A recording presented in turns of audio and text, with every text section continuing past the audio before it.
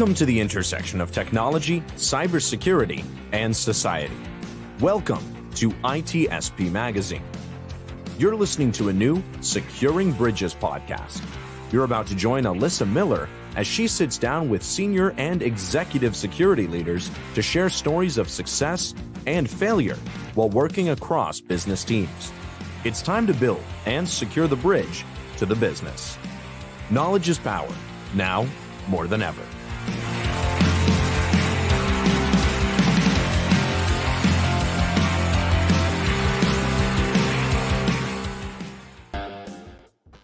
All right, Securing Bridges, folks. How you doing? We are back once again. It is episode 32. I can't believe it. 32 episodes into the show, and you're all still here watching, and we're still getting in amazing guests every week. It's been incredible. What a wild ride. We're coming up close to the end of the year. Can someone please find 2022? I don't know what happened to it. It was here, and now it's almost gone. But we've got more to go. We got a couple more episodes before we wrap the year up. And today is no different. We've got another amazing guest. So we're just going to dive right in because we got plenty to talk about today. I'm really excited about this. With us today, we've got Bill Diekmann. Hey, Bill, how are you? I'm doing outstanding, Alyssa. How are you? I am doing wonderful. So, way we always start, I need you to tell us a little bit about yourself. Tell our listeners who you are, what you do. Sure. My name is Bill Diekmann, obviously, down here. I am the head of IT operations and the business information security officer for a large national specialty construction company. I also operate as a VCSO for several small businesses. I have been in IT for way longer than I care to admit. It's been 30 years. Not supposed to say that. You're not supposed to admit to that. Come on. Yeah, if you can believe it, it's been a long time. So my first professional experience with a computer was Windows NT 351. So those are days I remember well. Scary days if you think about it. So I mean, where has 2022 gone? Where has 30 years gone from what we worked on and what was available to us and how we protected it back then to where we are today? It's changed. Oh, it's changed immensely. I mean, obviously the technology alone, I mean, go back to those Windows NT 351. I mean, we were just starting to figure out what the internet was even going to be. And I mean, geez, it's, let's talk about that a little bit, because there's probably people watching this show who did not live those days. I mean, I know there's at least one person who's a regular watches this show who I don't think was even born yet in those days. So I mean, you're right. It was a different world back then, right? I mean, even Windows itself, having Windows in a production environment was kind of strange. Yeah, that was, boy, I remember we moved Windows into production. We had been running different versions of Unix, not even Linux, it was Unix. Yep. And our databases were all DEC alphas.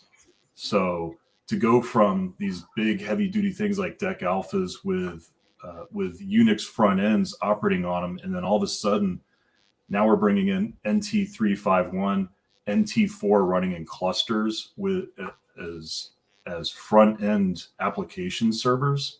Yeah, that was a scary moment, and look where it's gone.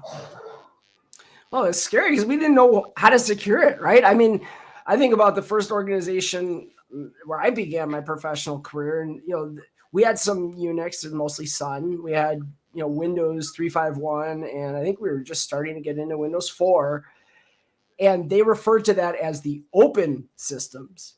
Right. Because everything else was mainframes. I mean, we had, ZOS running everywhere, and, it was all IBM 390s and stuff. I mean, it was, OS 390. It was just like, we knew kind of how to secure that, right? Like we knew how to deal with RACF and, all that stuff because they had been doing it at that point for 30 years or so. This whole Windows thing, that was very new.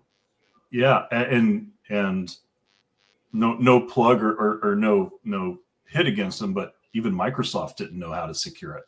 So, No. I mean, you're getting an operating system that's running as an application server, that's running as a backend, doing even middleware, and there's nothing there to tell you how to secure it. You had to learn all of this yourself. I mean, for those who've been doing it for so long, you had to learn the protocols. You had to go in there and understand which each protocol did and what what was being passed back and forth.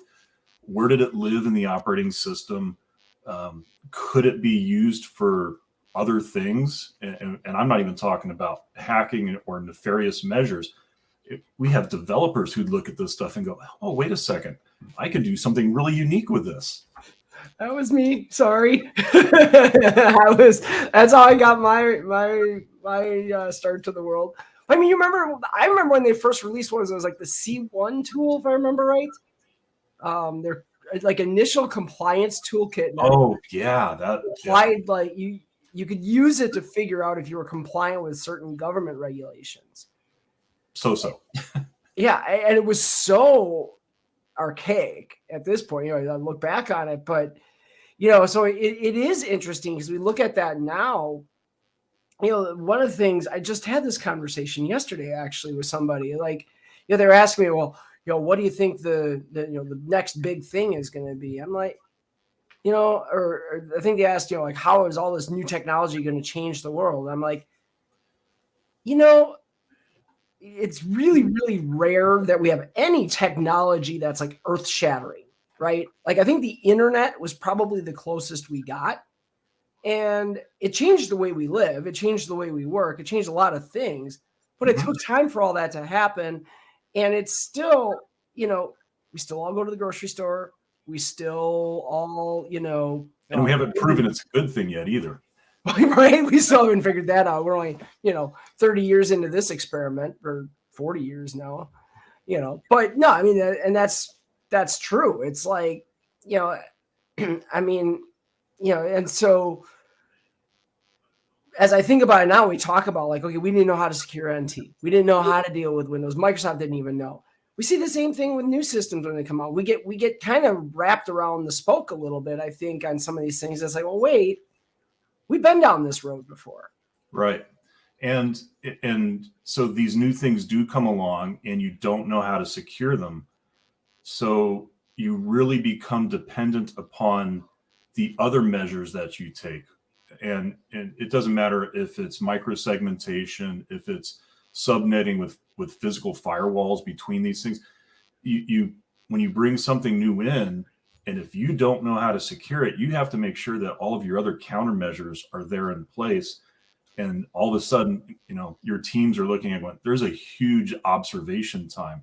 Okay, when we first brought Server 2019 into our environment, I'm a true security person. I'm paranoid about everything. So the first time we see it, it's like, all right, put it in its environment, and we put a big wrapper, a big ring around it, and we watch everything all day, all the time. Is the Active Directory traffic the same? Is DNS traffic the same? Okay, if it's being used as a web application server, we're looking at 80 and 443 or any specialized port for it. Is there any new signatures? Are there any new indicators within the traffic? Is there a different network wrapper that's encapsulating the information? Because if you don't know these things and you go and you put it out there in your production environment, and heaven forbid talking to the internet, you end up with how our company ended up forming a true security team. 5 years ago, 6 years ago, we had a server breached. We had no security team. It was just the IT department. Everybody in IT was security. And all of a sudden the world woke up and it's like, hey, Bill, we can't just have IT function as security ad hoc, because the security the IT department is incentivized differently. They're incentivized for performance, for uptime, for making things work. Security is incentivized very differently. So, I built a security team from ground up from the day that we discovered that breach, and all of these things that we've had to put in place to learn. It's it's a huge journey, especially if you never got to sit in a SOC or under, a large organization with a CISO and a CISO team. There's a lot of things you have to learn and do. Yeah. Well, and so you brought up a lot of really interesting points in this. And one of the things I want to backtrack just a little to was you talked about that concept of isolation, right? And I think a lot of times when we talk about that, I think for most security people, myself included, a lot of times that kind of defaults to, well, that's what we do. That's how we deal with, legacy or, technical debt, technology, things that we can't upgrade. We know that there's going to be vulnerabilities, but they're still driving revenue. So we got to keep them. And so we know to isolate that. But it's kind of interesting to think about the other way that brand new stuff that you haven't figured out how to deal with yet, isolating that and being able to kind of measure where things go. If anything's changed, in the last 20, 30 years, that's one thing, is our ability to actually do that. Right. Just think about some of the new capabilities. And it doesn't matter if it's on-prem, if it's cloud, if it's AWS, if it's Azure, if it's Google Compute. Introducing a data lake with ML models to it that have query interfaces to it. Okay, well, it's all in our internal private network. Sure, but how many things inside of your internal private network are now talking to it or have the capability of talking to it? Is there anything exposed in there? And I know I'm not unique in this. Many companies allow guests to come into the facility, take a network cable, plug it in. You're on the LAN. Now you have a foreign computer on the LAN that has the capability of talking to these things. Now imagine having payroll data exposed in a data lake where if your LAN has free access to it and you don't have anything beyond identity control, that's free game for anybody to go and work with. So everything that comes up, anything new, a data lake, a new service, a microservice, anything in our world, immediately goes into isolation. And so it frustrates the developers heavily. It frustrates the product and project managers because, hey, we've got this. It's all up and running. Great. I'm not putting it into production until we wrap around it. We look at it. And it's taken us a couple of years now that we're invited to the table at conceptual talks now. Hey, we want to start building it. Great. Let's stand it up in an isolated dev environment, put our security wrappers around it, and we'll watch everything you do. So by the time you're ready to go forward with it, we've already built our processes and procedures. We understand what it should be doing and what it shouldn't be doing. So when we go and say, hey, we're ready for production, security is right there at the same time saying, we're ready to go to production with you. That's awesome, because that answered exactly the question I was thinking to ask, which was, how do you remove some of that friction? You just hit the nail on the head. I guess it sounds to me almost like by creating the friction, you also then created the motivation for them to remove the friction by getting you involved earlier. Friction's not a bad thing. Friction not managed, not seen, not talked about. Even arguments are good as long as it's done to move things forward and step away from I did that, you didn't do that. No, hey, we're all in the same boat here. We're all trying to get the same thing delivered. We are just incentivized differently to get it there. So once we started having those conversations, it let us be able to bring everybody to the table very early on. Having somebody there from the blue team who's going to be doing their best to defend against things, against whatever it is we're building, be able to see it at the creative step. First time on the whiteboard, we start writing things, and to hear somebody, a security analyst, look at it and go, hey, you do know that we can do X, Y, and Z if you don't secure this over here. And everybody kind of looks at it and goes, oh, I didn't think about the intended consequences of that. Yeah, okay. I mean, really simple stuff is, imagine, and I'm sure you've done it if you've ever done code development, who's hard-coded an IP address or a username and password into back-end code, No, right? I would have never done that, never. Ever. And you still find it in legacy and tech debt out there. Oh.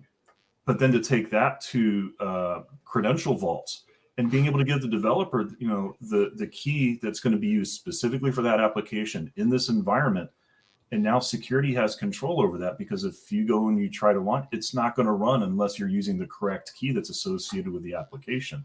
Yeah, these are all great things that the security team has brought to application product development.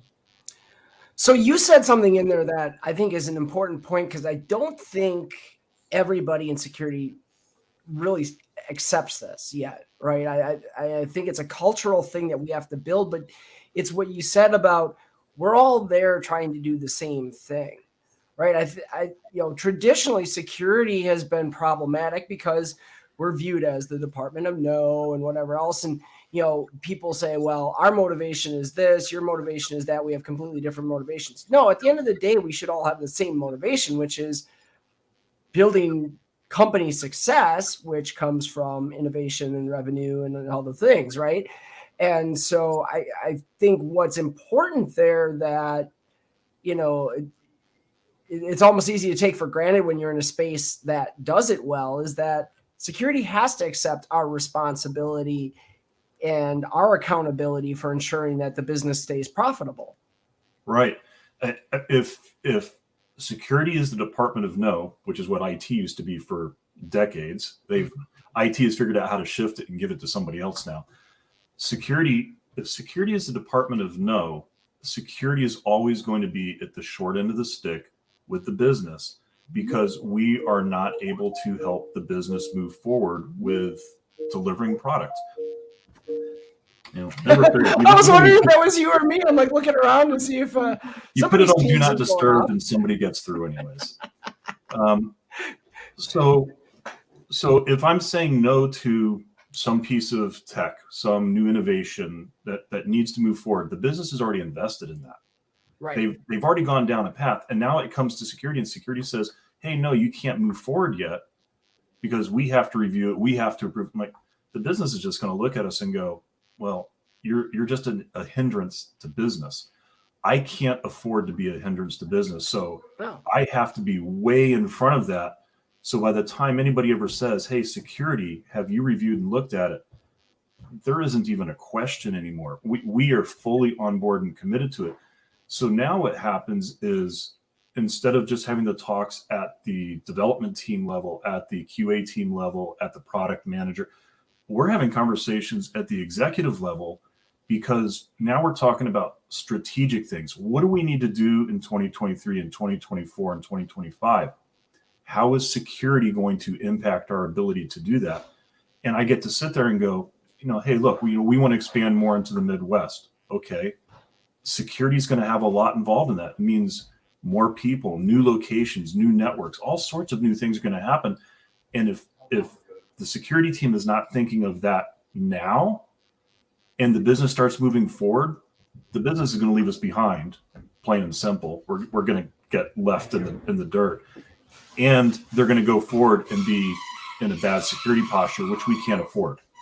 Yeah, no, and that's, so you're a BSO. I used to be a BSO, and that was, I don't know how you're structured. I know in my organization, when that was the role I was in, I was actually a part of the business unit. I wasn't a part of security. And what was nice about that was there were a lot of times I had to go to security and say, like, look, you know how this works. If you tell me no, and the business says they have to do this, you know who wins that argument every time. So let's talk about how we, get beyond that. And one of the really important things I always saw as a role of the BSO wasn't just taking a security message and bringing it into the business. It was bringing that conversation you just talked about. Here's what the business is doing, so we need to shape our security strategy to fit it. Right. So think of it in terms of rogue IT, or shadow IT, which has been occurring forever. And IT, all IT has been doing, CIOs worldwide for decades. You mean the cloud didn't just create that recently? Sometimes it feels like it. It definitely enabled it more. Yes. So what IT and IT leaders have been trying to do is either shut it down or bring it back into the IT department, the IT operations side of it. And the reality is, whether it's shadow IT, rogue IT, citizen developers, it's going to happen anyways. So instead of fighting it, embrace it. And by embracing it, put the framework around it, put the governance around it, put the controls. Tell them we're here to help you. I want citizen developers, and this has actually been a big shock within our organization, because I go out there and say, I want you to be able to develop applications and solutions for the business. I just want you to be able to do it safely and securely. So here's the things that we're putting in place for you. Go forth and build, please. And if you have a question, I'm not going to tell you, no, don't do it. Just, come back. My team will look at what you're doing and go, oh, here, we can make a recommendation for you, as opposed to, oh, you can't do that. As soon as you say you can't do that, we lose. The business is going to go do it anyways. Well, and this is when we get into that concept too of the paved road, right? Like if, it's going to happen anyway. So you think about like that IT example and you look at, why does shadow IT happen? Well, a lot of times it happens simply because it's easier, or they view it as easier, to go, pop a credit card into AWS and spin up a new, instance of whatever the heck it is that they're building, rather than go through IT to get it all built and whatever. So when you can show them that it's actually easier to follow the path that you've laid out, you can get your stuff into production easier by following this. And that also then is the secure road we want you to follow. That's the big win for security. And that's a message too that I think unfortunately landed a lot more credibly in the developer space than it did in the security space, even though it's really security who should be the ones wanting that. Yeah, and if you think of that approach, now security is aware of all of the things that are occurring, because the business isn't afraid to talk to you. They're actually coming to you and say, hey, I built this. I'm a little worried about I might be doing something wrong, or I'm exposing something. We'd love to hear that, because we'll jump in and look at it, and whether it's security or an IT developer team, our IT development team, or both of them coming together, or all of us coming together, we get to look at it and we get to work on the problem. And the problem isn't telling the business no anymore. The problem is, hey, you all have done a great job. We're just going to help you take that extra step. And every time we learn this, and I'm watching this time and time again, every time we help one person in our organization, that one person goes off and talks to 5-6 other people who are doing the same thing. They're going, oh, do you think they'll help us too? Yeah, why don't you go give them Please come here. That's what we want. Yes. So instead of having 8,000 unauthorized applications that we see constantly used, and anybody out there, if you're watching your internet traffic and what your business is doing, they're using way more than you think they are. Oh, So I look at all of those. We started with 8,000 applications unsupported by the business, unsecured by the security team. And that is shrunk down to 1,500 that are now supported, secured, and all of the others, because we're sanctioning these ones that we now say they're good. Everybody's dropping the other ones because they're going, oh, well, I don't have to do all the hard work. All the hard work has been done by all of these other people. I can use that tool just as easily. Hey, can I have a copy of it? Yes, you can. Now, of course, there's always things behind it, like you're going to pay for it. Yeah, well, I mean, okay. those are the other arguments that we want to think about, right? Paying for things is not security's. Telling somebody they can or can't do it because of cost is not a security job. That's a business decision. If the business wants to pay for it, who am I to say no? I'm okay with it. You just have to understand the total cost, because if I have to secure it, if we have to put other things in place, there's other things that have to happen. That's, that usually gets lost in translation. No, but and I mean, it's interesting because you said you work in like construction, right? And, so I think about that.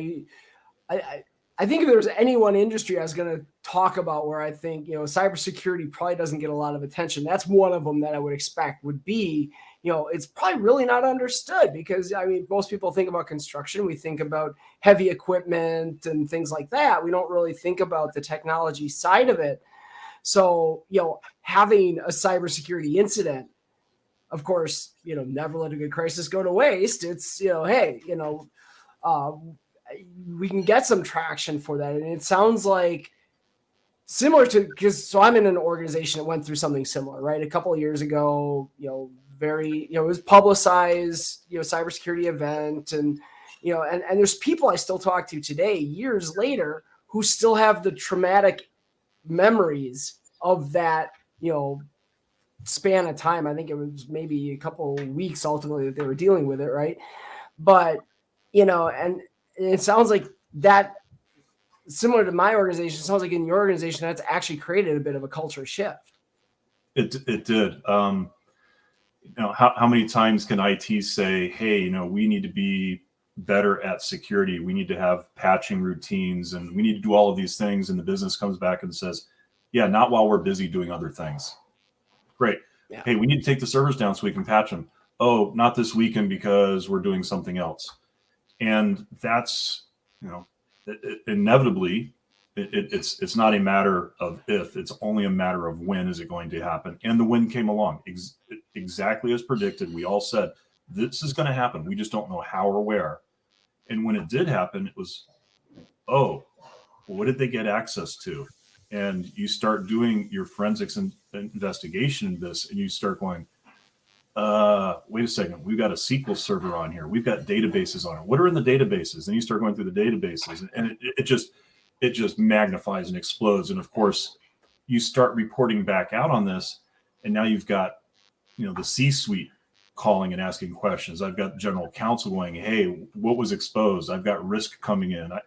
You've got board members asking questions, and you have to be able to tell them honestly and truthfully what happened. And we made it through it. And then as soon as you're done with that, you never let, an opportunity like this go. The first thing I did is I built out the whole kit and caboodle and brought it back to the table and said, this is what occurred. This is why it happened. Here were all of the warning signs, and here's what we could have done. But we don't have a security team. We don't have a budget for this. And everybody sat right in the room and went, how much do you need and how fast can you get it? Yeah. A single bullet point would have worked for the whole thing. And as soon as everybody saw what it was, great, invest in it. And we did it. Now you go forward 5 years. Okay. I still go back with the same bullet points, but the business is far more invested in this now. They know what the risk is, and they're constantly asking. And it's, my job and others like us to make sure that the executive team, that the board is apprised of the status of how well we're operating and what are the trends out there that are occurring. And so I'm constantly reading, all of the information about, what's going on in our world. Being a construction company, everybody goes, who wants to hack a construction company? Construction companies build very big, important things like power plants, power substations, transmission lines, solar fields, hospitals, you name it. And if somebody has a desire to get to them, the weakest link is going to be somewhere else. And we can all go back to Target and what happened with Target with their POS getting breached. And what was it? It was a subcontractor. It was the HVAC. Yep. And that's, that's such a dangerous thing, right? I think one of the things I have noticed that's changed in the last, 25, 30 years that we were talking about, I've been in the industry 26. So you and me aren't too far apart there. Is exactly, I think people are finally starting to realize, especially with things like Colonial Pipeline, and you mentioned Target and some others, I think people have started to realize that, those things that we traditionally thought weren't targets because they didn't have anything, really high profile in terms of digital assets. Yeah, they're actually turning out to be some pretty juicy targets. And so you can't just step away and say, oh, well, if they're coming after us, the world's got bigger problems because they've already destroyed everybody else. No, they've probably bypassed financial services because financial services are, they're building all their own little Fort Knox. Not to say that they're impenetrable, but they're a lot harder of, someone to go after than, say, in your case, a construction firm. Right.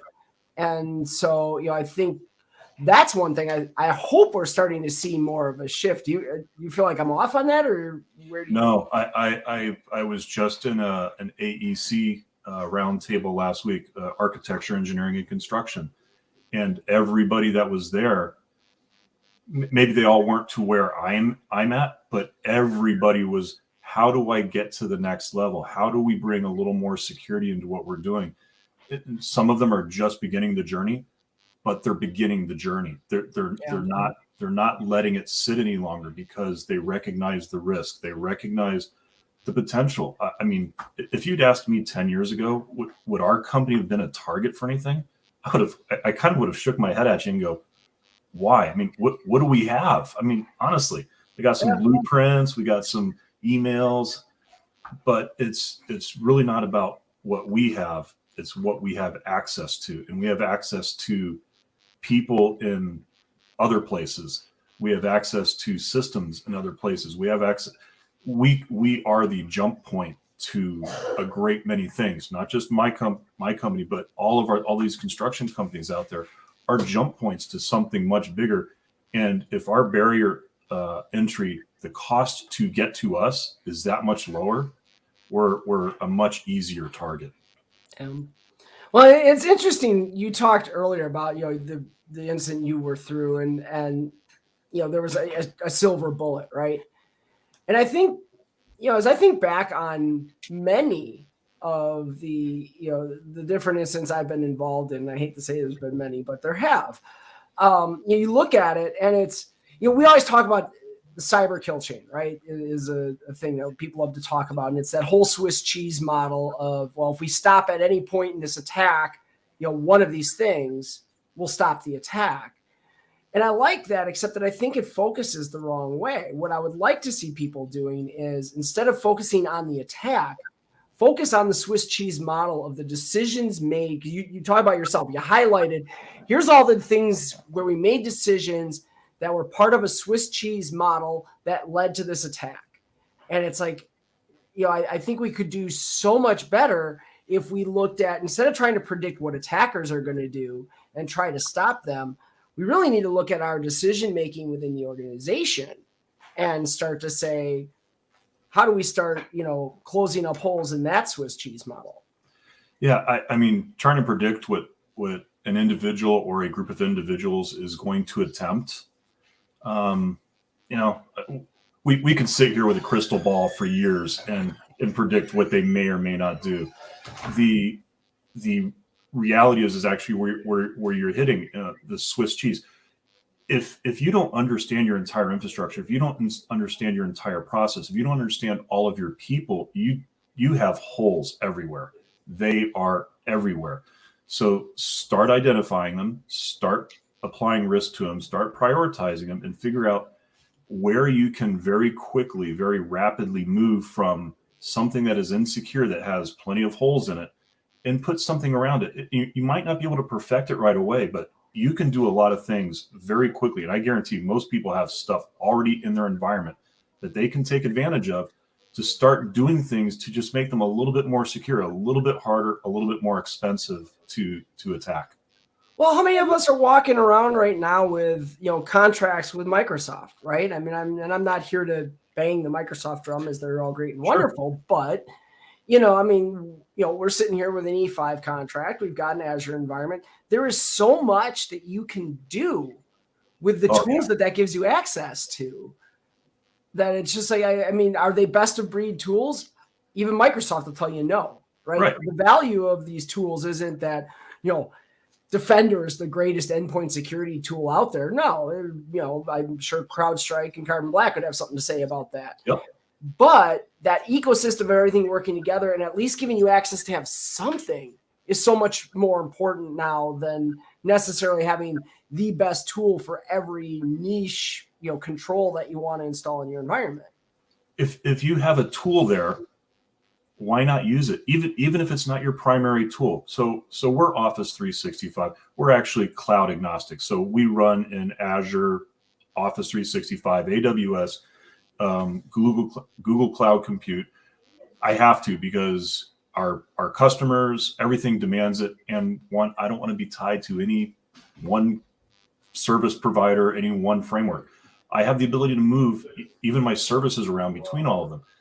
All of them come with, even the very lowest levels, come with tools that are there. Why wouldn't you just at least turn them on and get some signal from them? Is Defender the best thing out there? No, Defender is way better than it was 2 years ago, 3 years, 4 years, 5 years ago. We run Defender.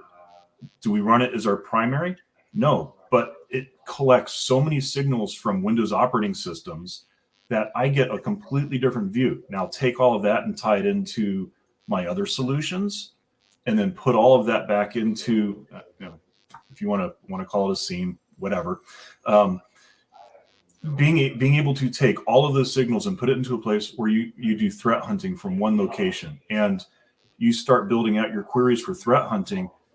If you're only looking at the signals coming from your EDR, your XDR, if you're only looking at signals coming from your routers and your switches, and you have something like Defender in place because you're running Office 365, take those signals too. And boy, if you're not enlightened by the end of the day, I couldn't be surprised. It's incredible. I mean, I've got people on my team who every time, there's some new update or we launch some new capability that we had available to us, it's like they're always amazed. Like, holy cow, we can see so much more. And it's like, yeah, I mean, you've got something like Defender, which is embedded in the operating system. We've got other things, in non-Microsoft. I'm not going to get into talking about my whole security suite here, but there are all those tools, and it's like understanding every one of these tools that you can install. If you've got it available to you, it is giving you some level of intelligence. The question is, what are you doing with it? Yeah. I mean, if you go and you spend all the money on all of these tools and you collect all the data and you don't do anything, then why? And if you're going to go run down the next SOS, shiny object syndrome, to go buy another tool that is going to fix everything, save the money. I measure everything. Every tool that we put in place, I have metrics that happen before and after. So if I'm going to go and add a new security tool, here's what the vendor's telling me it's going to do. Okay, well, I know where we are today. If I put it in place and I see a corrective action change in my metrics, it was a good investment. I put it in place and nothing changes, literally nothing changed. Was the investment worth it? And I'm fortunate enough that I can put something in and go, 6 months or a year later, I go, it wasn't a good investment, and we can take it out. Yeah. I know that doesn't work for smaller organizations, but you can do it at smaller increments just as easily. I don't want to call out different companies, but you can go out and get a freeware version of some of these solutions and go model it in 10 of your most active people and see what happens and go, oh, wait a second, we're seeing a lot more than what we thought we were. That might be a good investment for you. There's a lot of organizations out there now, especially if you look at the startup world. I mean, we have a bazillion security startups, right? That's bane of the existence of any CISO these days, or BISO or whatever, or VCISO. It's like, because they're constantly calling. But at the same time, they're the ones that are so interested to get their foot in the door. They're the ones that are launching freemium versions of what they have, and you can use those tools. Take advantage of that. Again, they're not going to be best of breed, but there's going to be something there. And you never know. You may stumble upon something that actually turns out to be a pretty amazing tool. I can think of one we've got in our environment right now that started that way. They were a startup a few years ago. My predecessor brought them in very early on. We're now paying for it, but we're not on a free version anymore. But it turned out to be an incredible tool that we've built a lot of, not even just our cybersecurity program on, but our IT program on. So you saw the value in it. So you started with a very low investment, ran it, probably took advantage of that organization to say, hey, can you help us tune it to what we think we need? And then all of a sudden saw value, and seeing that value right there is something you go right back to your CFO and the C-level and go, this is what we're seeing. And for the value, we should invest in this. And if you're able to put together a cost benefit analysis like that and show it, those are really simple questions to get answered. Well, and here's the other thing for the security folks out there who haven't worked in startup world before. There's value in what you just described to that startup as well, because any good startup wants to work with you on that, because they want to see how are you going to use their tool. They want to know what doesn't it do that you wished it would do. Right. Because that becomes their market Yeah, I mean, that's where they're going to head. That's their market strategy. That's their product strategy.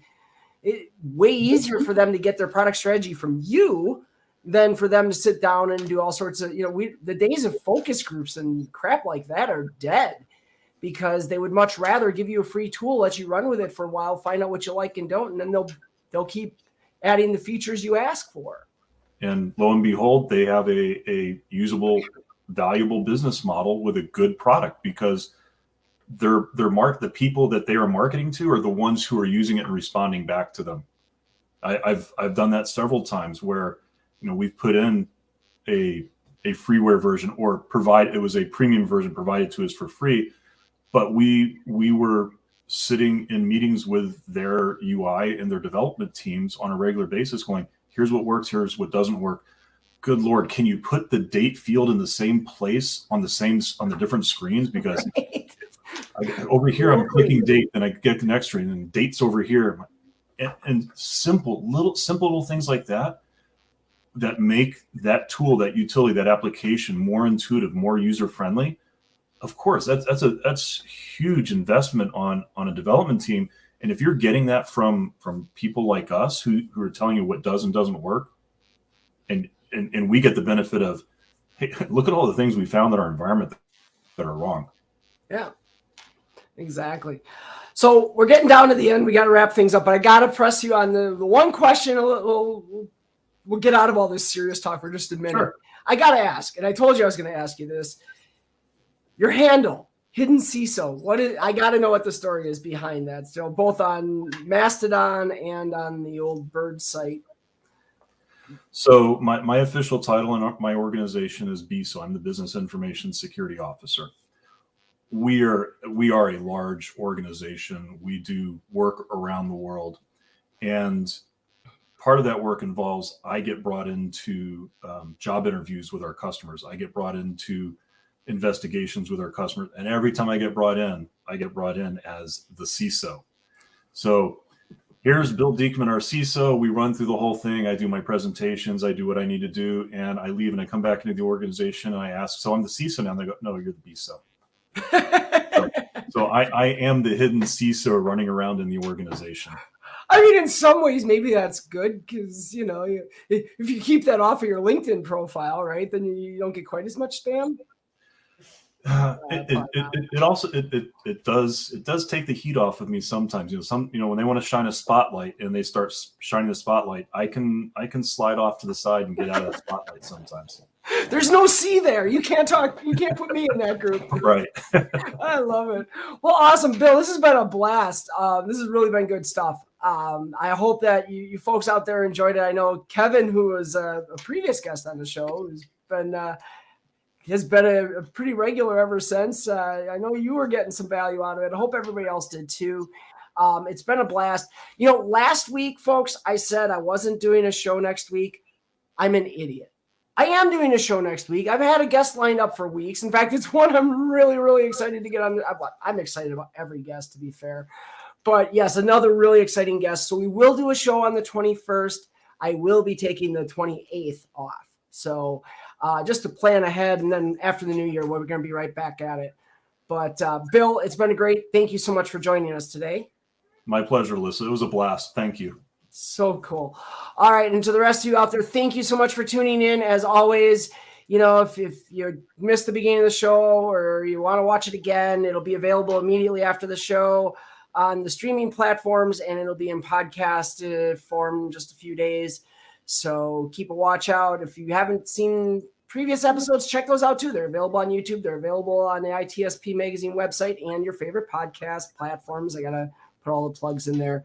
And then finally, just a reminder, if you know any organization who might be interested in kind of connecting with some of the conversations we have here, or if you know any guests you think might want to, be a part of the show, let me know. Hit me up on Mastodon and hit me up on LinkedIn. I'd always love to hear about it. I'm always open to new suggestions. But until next week, folks, take care. Thanks so much.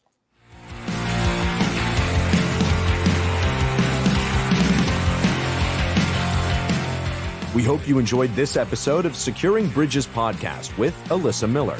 If you learned something new and this podcast made you think, then share itspmagazine.com with your friends, family, and colleagues. If you represent a company and wish to associate your brand with our conversations, sponsor one or more of our podcast channels. We hope you will come back for more stories and follow us on our journey.